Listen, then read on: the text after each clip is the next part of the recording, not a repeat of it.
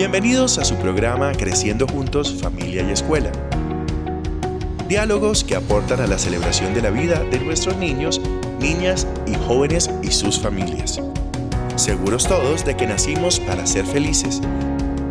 Y la base de esta felicidad está en sentirse amado. Conversaciones que invitan a reflexionar sobre cómo construir ambientes escolares y familiares saludables en la infancia y en la adolescencia, que sean el nicho de una cultura de paz en una sociedad inclusiva y con esperanza. Nuestra conductora con ustedes, la maestra colombiana Ruth Estela Chacón Pinilla.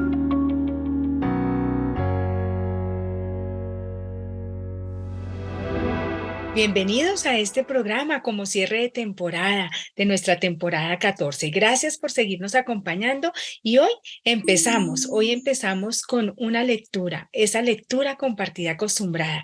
Gracias por acompañarnos y bueno, hoy un cierre muy especial con un tema que nos dejará mucho que pensar y bastante por aprender. Mi hermano tiene autismo, un libro explicativo para niños entre 6 y 7 años de edad. Publicado por Ana González Navarro y Victoria Lavagronchi. Es un libro, producción del Ministerio de Trabajo y Asuntos Sociales de España. Este libro tiene algo bien importante y es que tiene en su primera parte unas instrucciones o unas orientaciones para quienes lo van a leer. Entonces se lo recomiendo a las familias, igual colocaremos la página web de donde lo pueden encontrar para que también acompañemos a nuestros niños con la lectura. Y dice así nuestra lectura de hoy. En mi familia somos 4 personas, mamá, papá, Lucas y yo. Yo me llamo Manuel y soy el mayor. Ya tengo 7 años. Mi hermano Lucas solo tiene 4. Mi hermano Lucas no es como todos los niños. Ya tiene 4 años, pero todavía no ha aprendido a hablar y no se puede jugar mucho con él.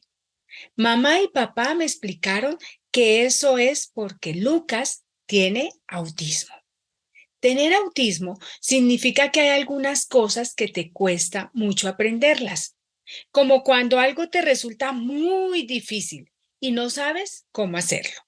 Por eso Lucas, que ya tiene 4 años y tiene autismo, todavía no sabe leer y por eso tampoco puede venir a mi cole.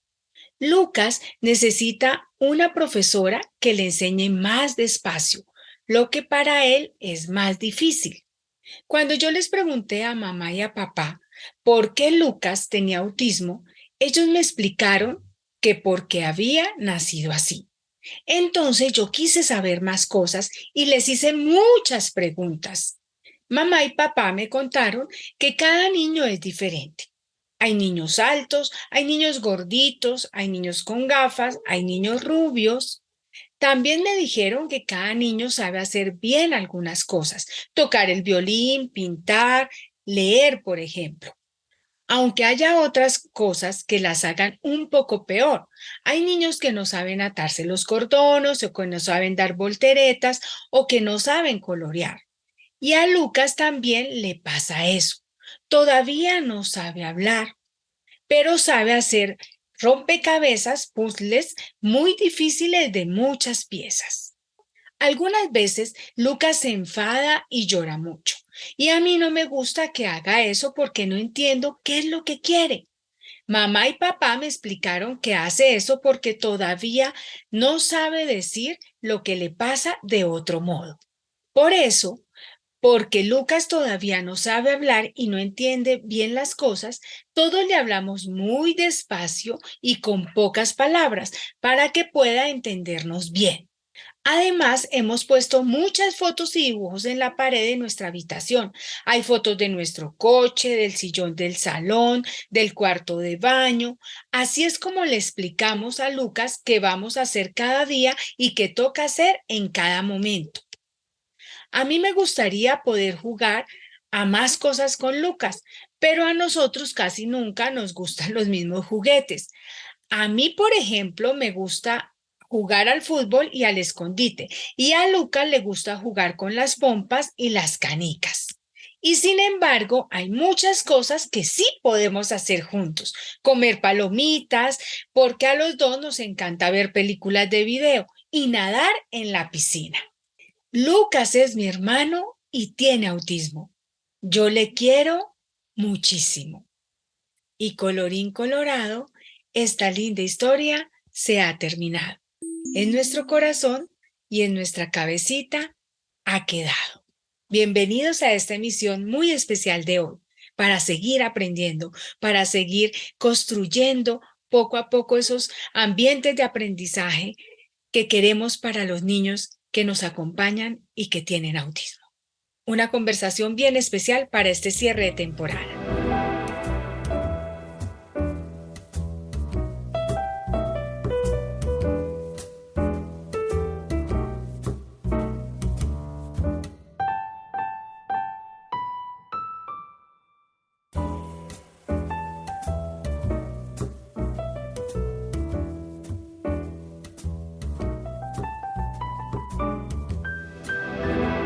Bienvenidos este domingo a nuestra emisión para terminar la temporada 14 de Creciendo Juntos, Familia y Escuela. Y bueno, como les decía al inicio con la lectura compartida hoy con un invitado muy especial, con quien vamos a aprender acerca de un tema que nos inquieta, pero también que nos potencia muchas búsquedas en la escuela y en la familia. Hoy con Mauricio Molano Mateus. Buenos días, Mauricio. Buenos días, Ruth, ¿cómo estás? Es un gusto aceptar la invitación. Muchas gracias y espero que pueda aportar al aprendizaje y la sensibilización en torno a este tema. Con seguridad que lo harás, Mauricio. Bueno, Mauricio Molano Mateos es padre de Ángela Sofía, psicólogo de la Universidad Nacional de Colombia, laborando en educación inclusiva por la diversidad y la paz desde el año 2000, docente de la Secretaría de Educación Distrital en Bogotá, cofundador de la Biblioteca Azul para la Inclusión, coautor del libro Azul para la Inclusión y autor de la colección Pangea Azul. Mauricio, para nosotros es un gusto tenerte porque sabemos todo, digamos, el desarrollo que tú has tenido en este tema tan importante y que hoy vamos a tratar. Yo iniciaría, Mauricio, por preguntarte y que nos ilustres aquí desde tu experiencia y desde tu saber, ¿qué es el trastorno del espectro autista? Bueno, el trastorno del espectro autista se considera una condición de neurodiversidad, no se considera exegéticamente como una enfermedad.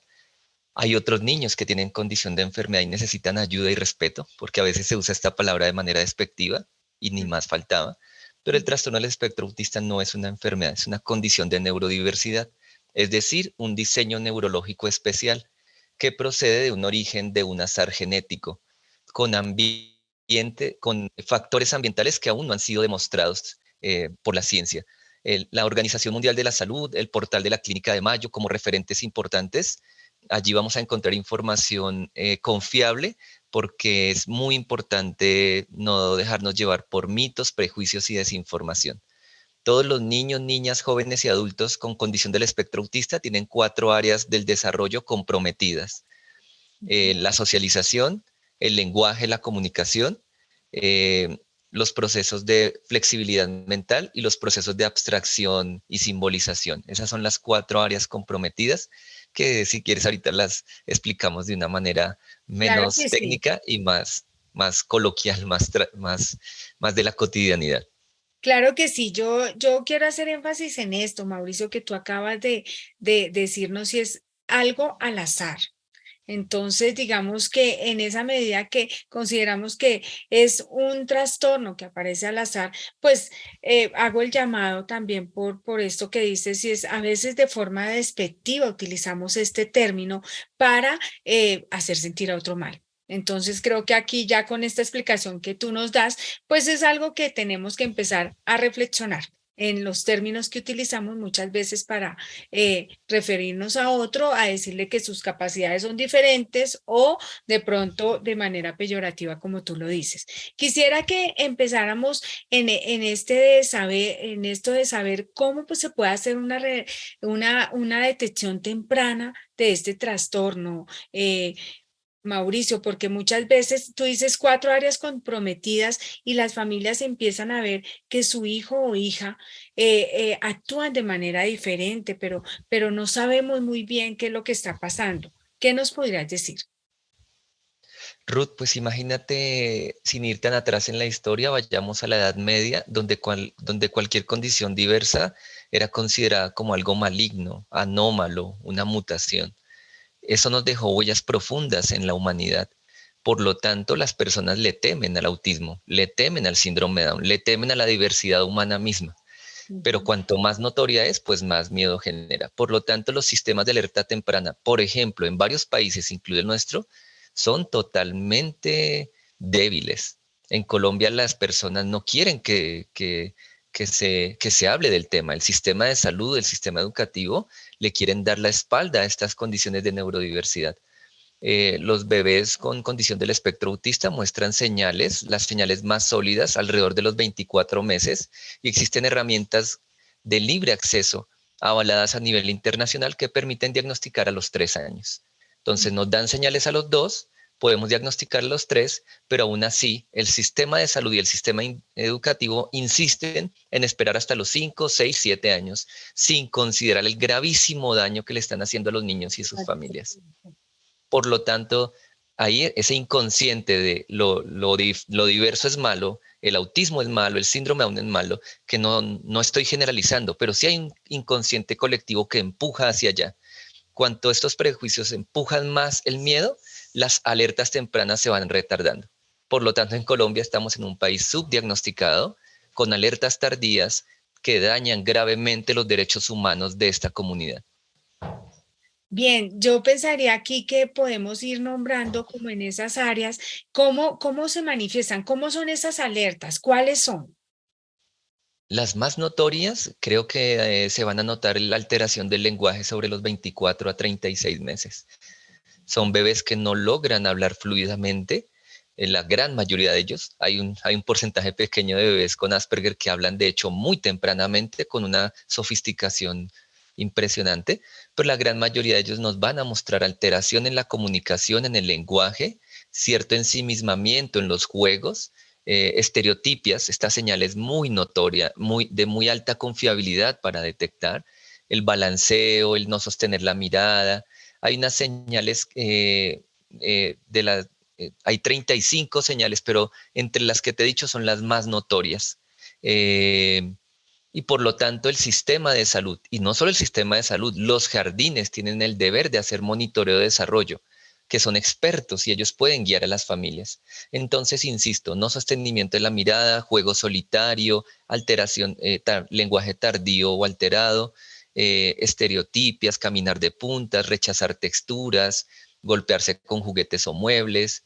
Bueno, te estoy diciendo como las más importantes, pero de hecho hay tanta información al acceso de la sociedad que a veces no entiendo por qué los jardines y los pediatras y neuropediatras no ayudan a tiempo.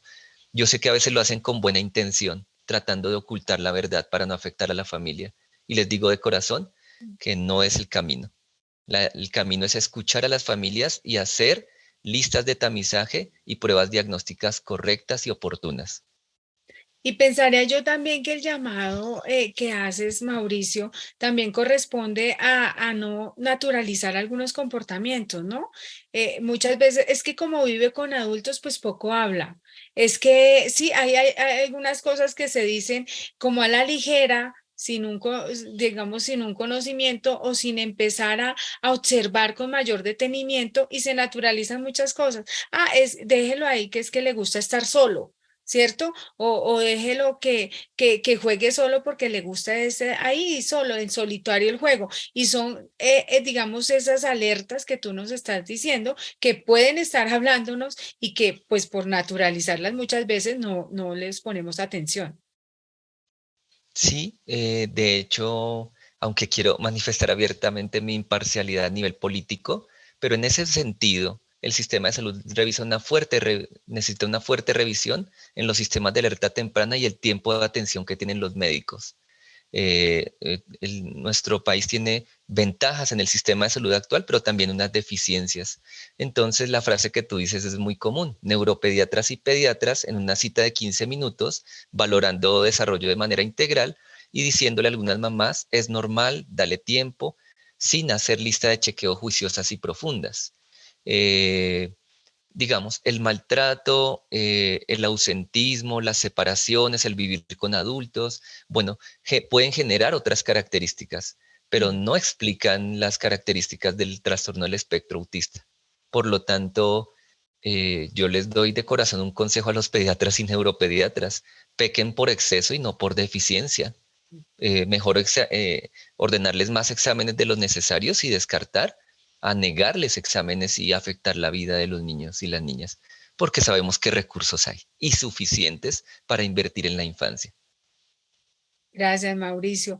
Bueno, en cuanto a la evaluación y diagnóstico del TEA, como comúnmente se denomina, digamos, hay algunas orientaciones, algunas acciones necesarias e imprescindibles de ajustes razonables. Yo creo que ya cuando un niño ha sido evaluado de esa manera, pues hay que hacer unos ajustes razonables. Hablemos como de esas acciones necesarias y esos ajustes que hay que hacer en casa, en el contexto escolar, en la sociedad, creo yo. Ruth, creo que empezar porque más allá de palabras técnicas, les quiero decir que las alertas tempranas activan la intervención temprana y la activación de derechos. Y todo esto en palabras sencillas o directas disminuye sufrimiento humano, disminuye el sufrimiento del niño y sus familias. Te doy un ejemplo. Cuando se detecta a nivel temprano, se le puede enseñar a las familias cómo hacer que sus bebés se concentren en lo que ellos están diciendo. Pues entonces podemos decirles, bueno, vas a tomar las mejillas del bebé y le vas a decir, yo sé que me estás escuchando, tráeme el peluche, tráeme la compota, quiero que vayas hacia cierto lugar. Si las familias no reciben ayuda, su atención se empieza a dispersar. Si no reciben ayuda en comunicación aumentativa o alternativa, su comunicación se va a deteriorar.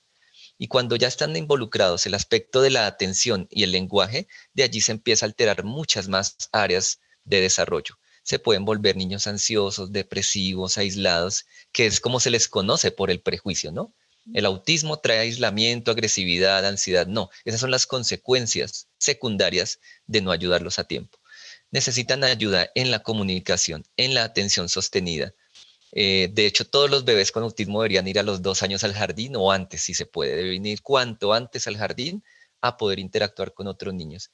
Y de allí otros sistemas más específicos y complejos, ¿no? Como enseñarlos a tener regulación en la espera, en las transiciones, en el cambio de actividades, pero sobre todo eso, enseñarlos a conectarse con los otros. Se les puede enseñar, pero si se detecta a tiempo. Si no, con el paso del tiempo, se van a desconectar de sus pares, de sus hermanitos o incluso de sus cuidadores. Y eso les va a traer un grave daño si no se les ayuda a tiempo. Quisiera que nos ampliaras esta información que nos das, Mauricio, porque nos hablas de esos recursos que podemos tener en lo cotidiano y eso me parece fundamental aquí en este programa, porque es como dar esos recursos a las familias que puedan, digamos, detectar, pero además animar procesos muy básicos en lo cotidiano, creo yo, en la relación, en el día a día de los niños. Sí, de hecho, cuando hay familias que a veces me dicen, profe, ¿cuánto anhelaría tener mucho dinero para pagar el mejor tratamiento del mundo? Y yo les he dicho a las mamás, no se trata de eso, mamá. Necesitas dos cosas, amor y conocer las normas. Los tratamientos más eficaces para la condición del espectro autista no son costosos. Obviamente valoro muchísimo el trabajo de las clínicas y las EPS, pero la clave está en sus cuidadores, que ellos aprendan a comunicarse, por ejemplo, por la comunicación aumentativa alternativa, que allí está el portal ARASAC, ARASAC, ARASAC, que es muy conocido, un portal que nació en España, en el estado de Aragón, auspiciado por la Unión Europea. E imagínate, Ruth, que es de libre acceso. O sea, tiene un valor infinito, pero el costo es cero. No entiendo por qué no se usa más con los niños. Todas las recomendaciones, hay muchas recomendaciones que las familias pueden seguir a través de sus pediatras, sus terapeutas. Entonces, Hay una cantidad de recursos que ya están circulando en las redes que se les pueden enseñar desde las EPS, que es su función. Y en teoría, si se detecta a tiempo, si las familias conocen la ley, se activa algo que se llama la ley 1618. Por lo tanto, tienen derecho a educación con todos los ajustes y derecho a salud con el plan integral de rehabilitación. En teoría, si esto se cumpliera, si un bebé con autismo nace en estrato 1 o estrato 6, no habría diferencia en sus oportunidades de progreso. Y eso es lo que le quiero decir a las familias. No se trata de tener dinero, se trata de tener amor, constancia y de conocer las normas. Porque a pesar de todo lo que hay por cambiar, Colombia tiene una normatividad maravillosa, construida desde nuestra constitución, que también es preciosa, pero hay que hacerla cumplir. Ok, creo que hay que ser persistente en ese cumplimiento y creo que ese es el llamado también a las familias, ¿no? Conocer la ley para poder recibir la atención necesaria, adecuada y pertinente en el momento. Yo creo que así como tú nos das ahorita esta idea del portal Arasac, más adelante vamos a hablar de unas herramientas que tú eres coautor, cofundador de la Biblioteca Azul, de autor de la colección Pangea, que es un portal también, creo yo, sin igual para acompañar estos procesos de los niños. Quisiera que nos hablaras un poco como sociedad. Yo siento que nos falta caminar mucho como sociedad, Mauricio, en este tema de poder acompañar de manera acertada en espacios sociales, en los espacios culturales a nuestros niños con autismo. Sí, claro. Algunas familias o algunos sectores de la sociedad reaccionan con miedo y recordemos que primero viene el miedo, luego el prejuicio y luego la hostilidad. Entonces, allí empieza un daño hacia los niños, jóvenes y adultos con condición del espectro autista.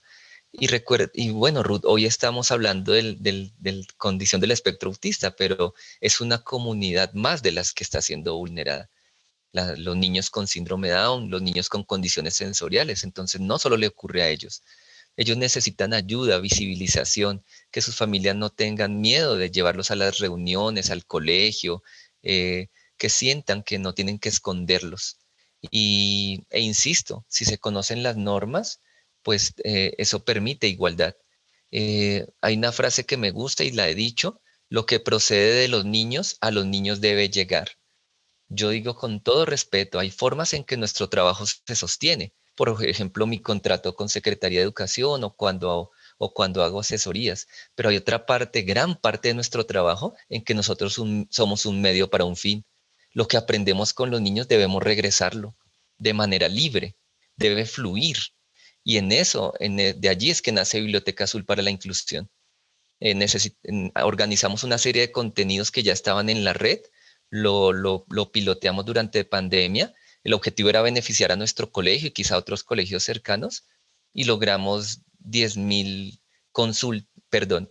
consultas en un año. Pero eso le pertenecía ya a los niños, pero no le llegaba a los colegios porque no estaba categorizado ni divulgado. Y de eso se trata Libro Azul para la Inclusión, Biblioteca Azul, Pangea Azul. Cosas que hemos aprendido con los niños que a ellos mismos debe regresar porque no debería ser de otra forma. Y es un ejemplo de cómo si trabajamos en solidaridad, si permitimos que el conocimiento circule libremente, vamos a aportar al bien común.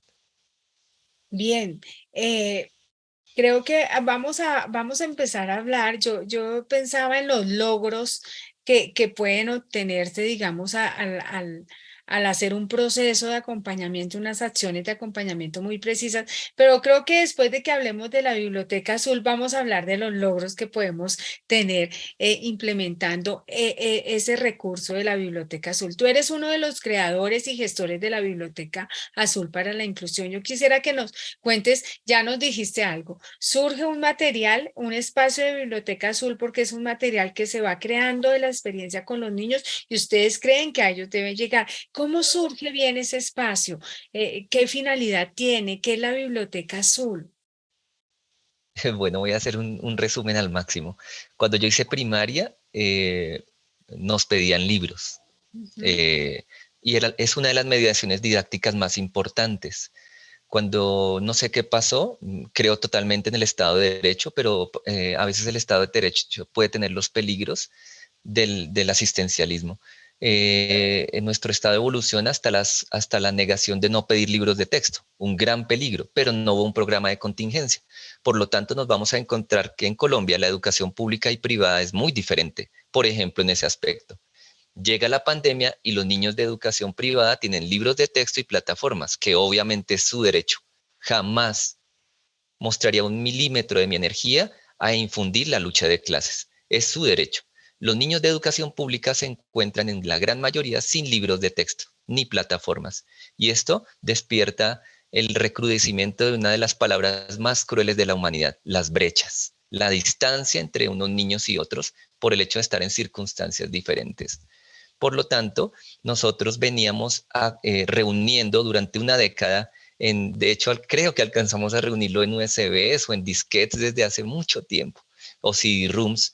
Encontramos este material gratuito de España, de Chile, de México y lo íbamos reuniendo en correos, en USBs y se nos iba perdiendo.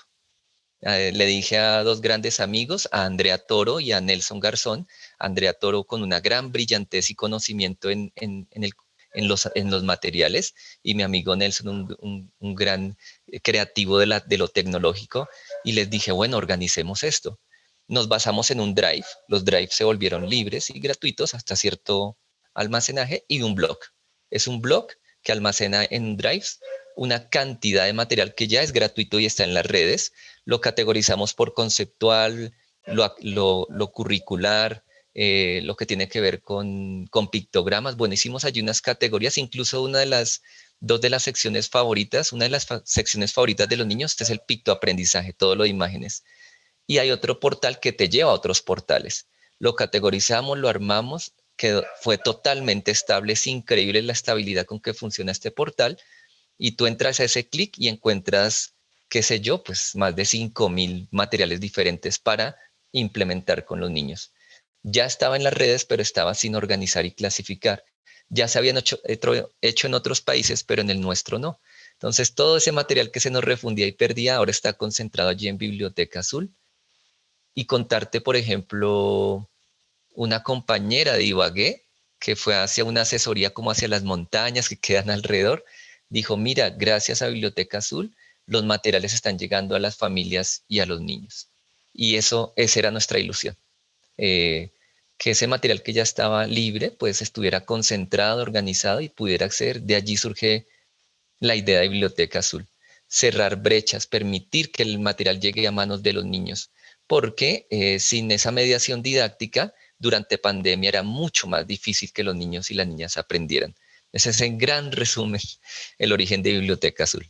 Bueno, pero quisiera que fueras más específico porque la intención al final del programa y en los comentarios, allá en los comentarios también encontrarán todas las direcciones electrónicas que ustedes pueden buscar, porque la intención es que circule ese material, que circule un material para acompañar de manera precisa a nuestros niños con TEA. Entonces, quisiera que me explicaras un poco más de la Biblioteca Azul, del libro azul también, de qué es la colección Pangea Azul, porque creo que todo va relacionado, pero vayamos por las partes que tú indiques necesarias. Bueno, primero que todo, ¿por qué azul? Porque es mi color favorito, pero no tiene ningún miramiento poblacional ni restrictivo.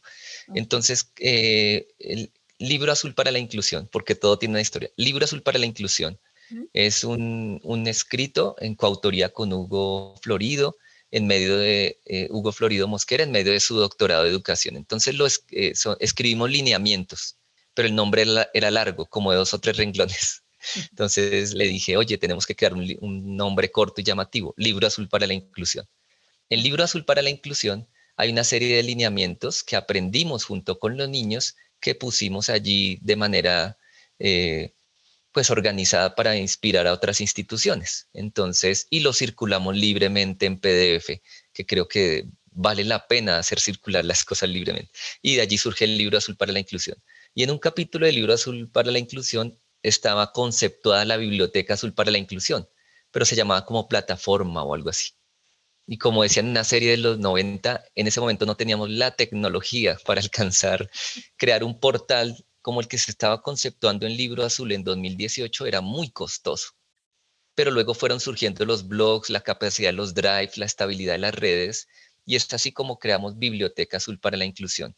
Allí hay una sección de material curricular de todas las materias y de todos los grados.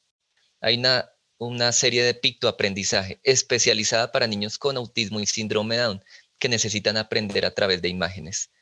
Hay una sección conceptual donde las familias pueden acceder a libros más de las familias y los profes. Ya son libros más conceptuales dirigidos a la familia y a los cuidadores y a los profesores. Otra sección que se llama Portal Azul para la Inclusión, que te lleva a otros portales especializados, como Arasax, Hoy Visual, un portal que hay de Chile, de México, de España, que te lleva a otras páginas donde puedes encontrar más material. Por lo tanto, con la asesoría de sus docentes de apoyo, orientadoras, terapeutas, en Biblioteca Azul para la Inclusión pueden encontrar el material que necesitan, gran parte del material que necesitan para ayudar a comunicar a sus niños y ayudarlos a aprender. ¿Qué es Pangea Azul? Pangea Azul es una ilusión que surge también desde nuestro trabajo virtual porque nosotros teníamos que trabajar virtual y generar algún proyecto que fuese creativo y que compensara esas horas de trabajo no presencial. Lo escribí pensando en el diseño universal para el aprendizaje. Cómo hacer una cartilla donde, por ejemplo, yo les explicaba a los niños qué era la prevención del coronavirus o qué es la educación o la importancia de los dibujos en el aprendizaje, pero cómo lograr que este libro sirviese para niños alfabéticos y para niños prealfabéticos. Pangea Azul intenta rescatar los valores del diseño universal para el aprendizaje. Lo puede trabajar un niño alfabetizado o un niño que es prealfabético. De eso se trata Pangea Azul, el intento de empezar a hacer guías pensadas en la diversidad. Bueno, yo voy a permitirme aquí compartir pantalla, Mauricio, porque creo que es interesante cómo nuestra audiencia pueda acudir a estos materiales y que vean que son una realidad diseñada por maestros colombianos, maestros que han pensado en cómo ayudar a sus comunidades. Ustedes encuentran aquí el portal de Biblioteca Azul. Estoy aquí en Colección Azul, pero ustedes ven aquí todo lo que se despliega. Y aquí entonces empezamos con las colecciones, algunas que tú nos has dicho. Entonces está la serie Pangea Azul y el libro Azul para la Inclusión también. Entonces, digamos que esto lo hago porque quiero que podamos ir compartiendo estos materiales que ustedes sé que los han hecho con esa intención, con la intención de poder llegar a las comunidades, como decías, la profesora de Ibagué, si no estoy mal, nos dice, bueno, hemos podido acceder a ese material, hemos podido acompañar de manera precisa pues el proceso de nuestros hijos. Entonces creo que es bien importante. Yo quisiera, Mauricio, que nos hables un poco más de Pangea Azul, porque creo que cuando tú dices, intento explicar a los niños, intento decirle a los niños de qué se trata esto que están viviendo, pues me parece interesante, ¿no? Porque los niños teniendo conocimiento de cómo viven, de cómo están inmersos en la diversidad, pues podrían también decirle al otro, ven, es que yo no puedo así, pero puedo de esta manera. Sí, bueno, no sé si lo notaste ahí, el lema de Colección Azul o el logo es un rinoceronte blanco y un Sí. oso polar. Ese lema quiere decir, y justo ocurre durante pandemia, hace unos años se extinguió el rinoceronte blanco y es un homenaje a lo que se nos fue y a lo que todavía podemos conservar. Se nos fue el rinoceronte blanco, pero quedan los osos polares. Y no es un homenaje solo a la naturaleza, sino a la humanidad misma, porque estábamos perdiendo millones de vidas diarias, no solo por pandemia, sino por guerras. De allí surge Pangea Azul, de no solo algo conceptual, no solo un contenido, sino hablarle a los niños de lo importante que si nuestro aprendizaje no sirve para ayudar a otros, pues no. O como el lema del autor del Principito, si la inteligencia no está al servicio del amor, pues no tiene sentido. Y allí, y junto con la inspiración que me dio mi hijita, ella me preguntó, yo un día le conté por azar la historia del primer doctor que estaba empezando a detectar el patrón del coronavirus. Él fallece contagiado por el coronavirus, deja a 2 niños pequeños y queda estigmatizado por su país como un mentiroso que había iniciado toda una situación de pánico. Allí se origina el primer capítulo de Pangea Azul, la historia de ese médico que intenta ayudar a la humanidad, que es callado, que es estigmatizado y que dio literalmente su vida para tratar de ayudar a los pacientes que tenían ese virus nuevo y raro y tan agresivo. Y allí empiezo a hablarles de dónde surge el coronavirus, eh, cómo se puede prevenir y darles esperanza a las familias. Y al final creo que está un poema con pictogramas en homenaje a esa diversidad. Los niños con síndrome de Down y autismo necesitan mucho aprender a través de la imagen. Por lo tanto, Pangea Azul está llena de imágenes. Siempre un concepto y una imagen, siempre un concepto y una historia, para que sea un aprendizaje significativo para ellos. En Colombia no existe ninguna editorial que construya libros pensados en los niños diversos, lastimosamente porque al parecer no es rentable y eso es injusto, porque la mayoría de libros especializados los tenemos que importar de España y está bien que haya cooperación, pero ojalá que hubiesen editoriales y producciones pensadas en la diversidad. Ese es el origen de Pangea Azul en sentido emocional y didáctico. Allí se origina. Sí, yo encontraba también que Pangea Azul es una evocación, homenaje a todos los continentes unidos, a las Por supuesto que sí. libertades y a los corazones del mundo que deben estar unidos hoy y siempre en pro de la supervivencia, la preservación de la vida, el cuidado del hábitat y la conservación de la paz. Sí, justo eso. Pangea es cuando los continentes estaban unidos. Entonces, gracias por recordarlo.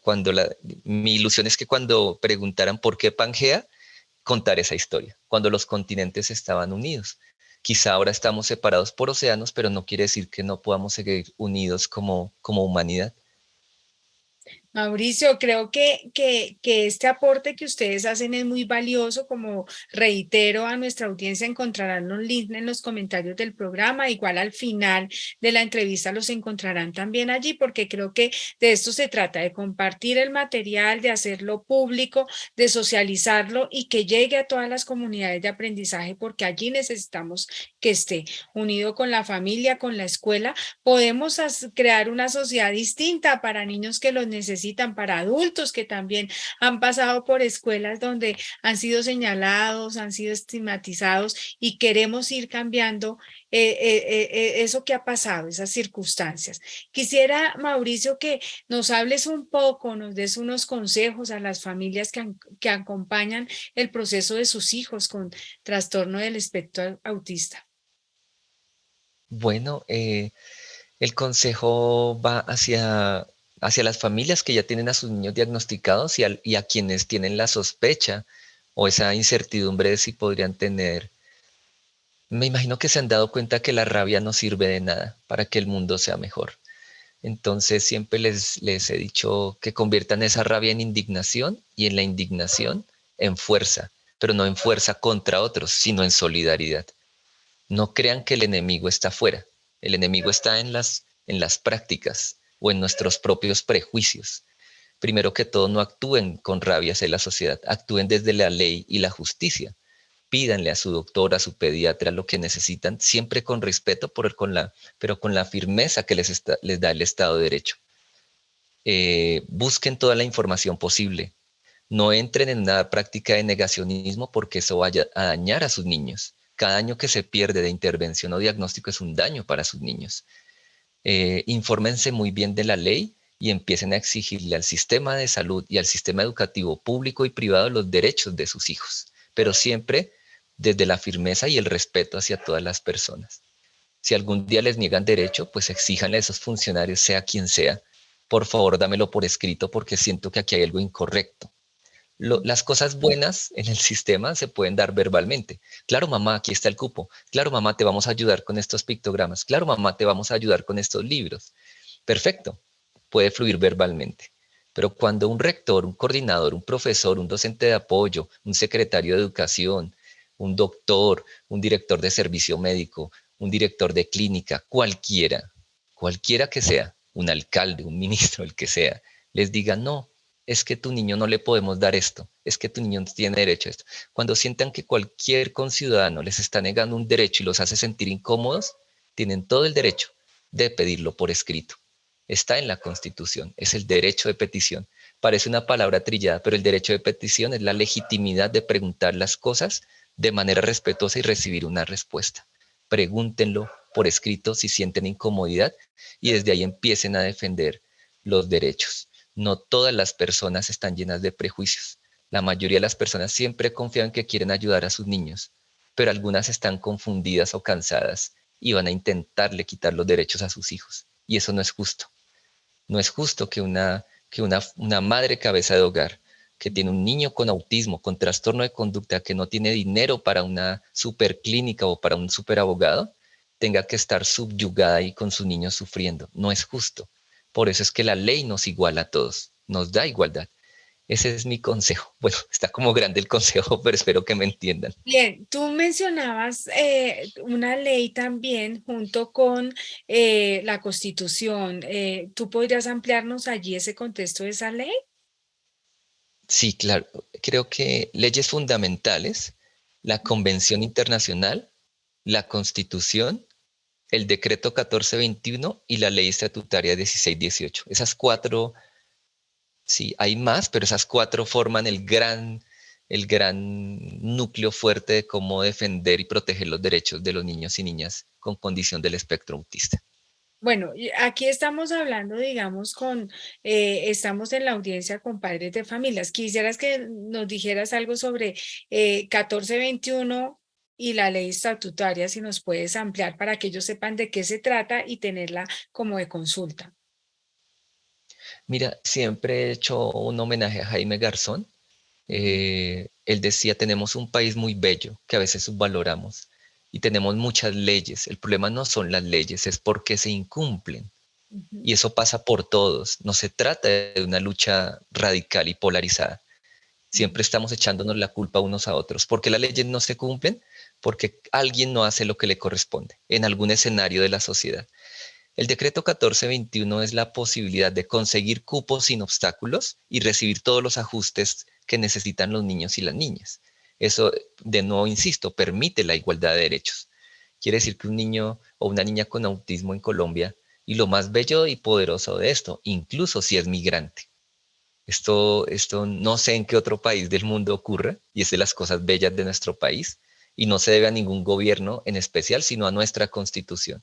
Incluso un niño migrante con autismo está protegido por la Constitución y asimismo por el decreto 1421. Acceso sin obstáculos al sistema educativo, asignación de todos los recursos y ajustes razonables para que el niño pueda crecer y educarse con sus pares. La ley 1618, entre otros capítulos, porque tiene muchos capítulos, pero uno de los más importantes asuntos en salud. Si un niño tiene diagnóstico de autismo, tiene derecho a tratamiento integral de rehabilitación por muchos años, sin un solo peso de copago. Todo este carga fiscal, carga financiera la deben asumir las CPS y el sistema de salud en general. Quiere decir que, insisto, cuando hay diagnóstico y se cumple el tratamiento integral de rehabilitación, que son tratamientos que pueden costar de 5 a 15 millones al mes, no lo tiene que pagar la familia, lo paga el sistema de salud desde un enfoque solidario. Entonces imagínense el poder de estas leyes para que los niños tengan y reciban todo a tiempo y en su justa medida. Bien, para terminar, Mauricio, quisiera pedirte un mensaje para las comunidades de aprendizaje, porque creo que ahí estamos muy involucrados los maestros en las posibilidades que brindamos a nuestros niños con este trastorno. Pues les cuento que cuando voy a talleres en colegios, ya sea públicos o privados, y hay más de 50, 60 profes, más o menos es lo que he notado, y hablo del espectro autista, siempre se me acerca un profe diciendo, creo que mi hijo, mi sobrino o yo mismo tengo unos rasgos que coinciden con lo que has conversado. Resulta que la condición del espectro autista se presentaba hace unos años en uno de cada 100 bebés. Hay investigaciones que dicen que ya es uno de cada 60 bebés y otras investigaciones todavía no oficiales dicen que es mucho más alto el porcentaje. Además, creemos que todos los niños con autismo ya fueron diagnosticados y no, hay una gran cantidad de niños con autismo en el sistema educativo sin diagnosticar. Y más aún, Hay adultos con síndrome de Asperger que no han sido diagnosticados y ayudados y están en incertidumbre y sufrimiento. El síndrome de Asperger en mujeres y hombres es a veces difícil de diagnosticar y quedan diagnosticados con depresión o ansiedad sin que nunca hayan sido reconocidos en su neurodiversidad. Por lo tanto, siempre el llamado es a no temerle a la neurodiversidad. Hay que temerle a otras cosas, al odio, a la guerra, no a la diversidad de las personas. Y cuanto antes seamos más sensibles, se activarán las alertas tempranas, podremos ayudar a los niños y a las niñas. Maestros, rectores, coordinadores de colegio público o privado, así sean el mejor colegio de Colombia o el colegio de media tabla o el colegio que sean. Ustedes nunca serán una escuela completa si se atreven a excluir a cualquier niño o niña. El único orgullo que podemos llevar como escuela es atender la diversidad de los niños y las niñas. Pero si nosotros filtramos y segregamos y seleccionamos los niños que atendemos en nuestra escuela, estamos dañando la dignidad del sistema educativo, estamos atentando con nuestra constitución. Dense la oportunidad de recibir en sus comunidades educativas a los niños con síndrome Down, a los niños con condición del espectro autista, a los niños migrantes, a los niños afrodescendientes, a cualquier niño que necesite escuela. Dejen de seleccionar niños. Eso va en contra de los principios de la educación y de los derechos internacionales. Un claro mensaje, Mauricio, para todas las comunidades de aprendizaje frente realmente a esa sociedad inclusiva que queremos, porque no podemos programarnos inclusivos cuando siempre estamos seleccionando. En el parámetro de la selección no hay inclusión, hay es exclusión. Que quisiera también hacer énfasis en algo y es en el vocabulario como lo utilizamos. Creo que este programa nos deja claro que esa frase que a veces utilizamos inclusive en chiste o de chascarrillo, de que no me está escuchando, usted parece autista, ¿cierto? Esa frase a veces que escuchamos, pues ya sabemos que en este contexto de una sociedad inclusiva, pues son esas frases que no está bien pronunciar y que creo que podemos ir retirando de nuestros chascarrillos o nuestras bromas muchas veces porque podemos también estar incurriendo ahí en faltar a esos derechos humanos. ¿Algo más por decir, Mauricio, que nos quieras hoy comentar? Hay una frase que le dediqué a una profe que nos ayudó mucho en el área de español. Ella fue una profe que en los primeros años se angustió mucho y yo le decía, profe, creo que vamos por buen camino porque te importa. Y se convirtió en una de las mejores profes de español de la historia de nuestro colegio. Aprendió de comunicación aumentativa, pictogramas, y la frase que le dedicábamos a ella es nadie envejece, fallece o desaparece mientras esté dispuesto a cambiar en bien de sí mismo y de otros. Y esto me recuerda la historia de una profe de preescolar también de nuestro colegio que estaba muy asustada con atender niños con condición del espectro autista y síndrome Down. Y luego un par de ellos la empezaron a buscar para jugar con los juguetes de su salón. Y luego el año siguiente dijo, yo quiero trabajar con ellos.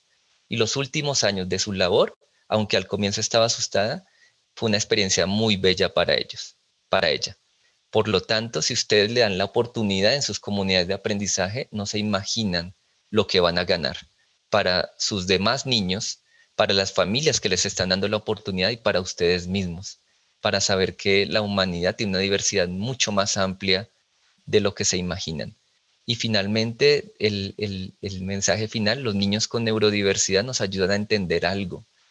Eh, Hay muchos niños con autismo que aún teniendo 15 o 18 años, si un compañero les dice, préstame tu celular que mañana te lo traigo, o préstame tu cartuchera, él va a confiar. Y así también lo harán los niños con síndrome Down. Como dos ejemplos de cómo la neurodiversidad, decimos, creemos que es un defecto de la naturaleza, pues preguntémonos por qué logran confiar tanto en el otro. ¿Son un defecto de la naturaleza o un mensaje de la naturaleza y la vida que no hemos entendido aún? Ellos no solo traen un mensaje de neurodiversidad, sino de lo maravilloso que puede ser la humanidad. Si entendemos la educación inclusiva, vamos a entender nuestra conexión con la paz. Finalmente, decirles que creo que esta es la función de la escuela y la educación inclusiva.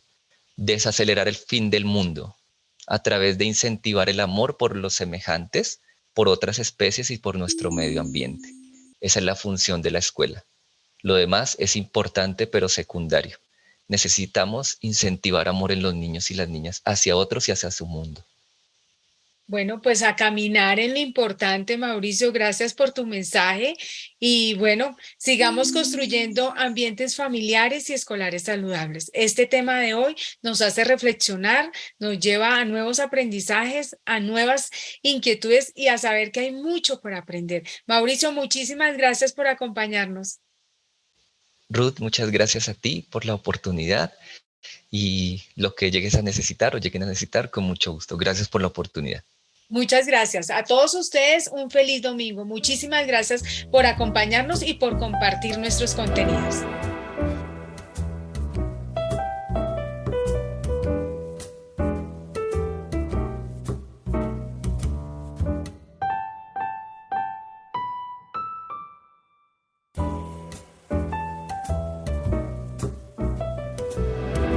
Él es Juan David Luis Talla.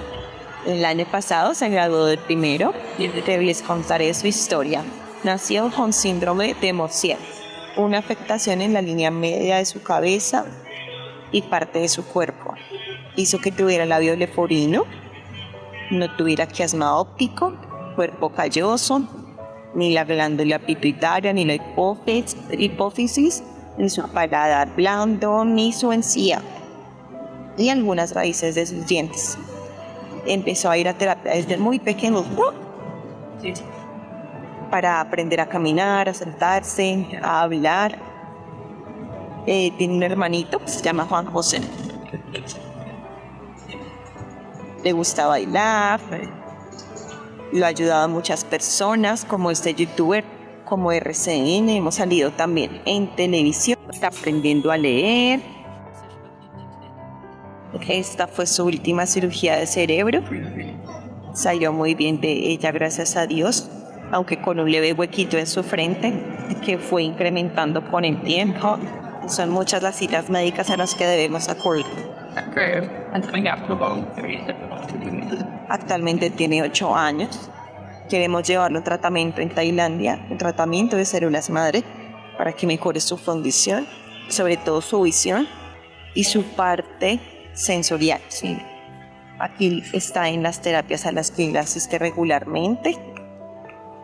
Es un niño muy feliz la mayoría del tiempo. Aquí estaba su Halloween, su grado de primero con su hermanito, su Navidad del año pasado y nuevamente con su hermanito.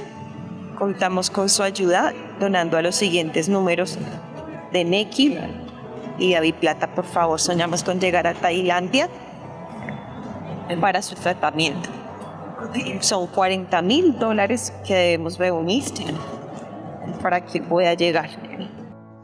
También no tiene Tailandia para ir a tratamiento, para mejorar mi visión, mejorar mi crecimiento. Espero que me pueda donar $2,000. Mi enfermedad se llama Xenopenia. Es una enfermedad rara. Mi mamá hizo un tratamiento de trasplante. Espero su apoyo. Gracias. Los quiero.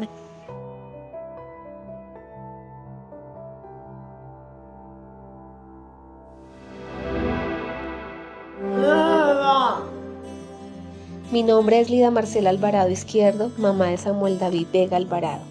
En el momento de nacer, mi niño sufrió una hipoxia perinatal, o sea, le faltó oxígeno al nacer, que le afectó toda su parte motriz y padece de parálisis cerebral disinética. Actualmente ya tiene 13 años, es un niño alegre, inteligente, cariñoso, está escolarizado y si Dios quiere el otro año pasa a bachillerato. A pesar de su discapacidad, tratamos de llevar una vida normal, aunque no ha sido fácil este camino, pero gracias a Dios, a la Virgen, nuestra familia, terapeutas y personas que hemos conocido a lo largo de su vida, nos han ayudado para salir adelante y obtener progresos en su rehabilitación. En Colombia, Bogotá, donde vivimos actualmente, tuvo una valoración por parte del Dr. Carlos Canencio de Biomedical Group, Medicina Integrativa, basada en medicina cuántica, que nos dieron grandes esperanzas para que mi hijo camine, coma solo, mejore su habla, en fin, que pueda valerse por sí mismo. Dicho tratamiento dura 1 año o más dependiendo del progreso del niño y este tiene un costo aproximadamente de $400 en pesos colombianos 1.500.000, que en este momento para nosotros no es posible pagar, ya que si se empieza no se puede suspender y para ver los resultados debe finalizarlo. A las personas o fundaciones que nos quieren apoyar, ya que como padres hacemos todo por nuestros hijos y queremos que Samuel sea más feliz y pueda cumplir sus sueños de caminar solo y llegar a ser un gran guitarrista.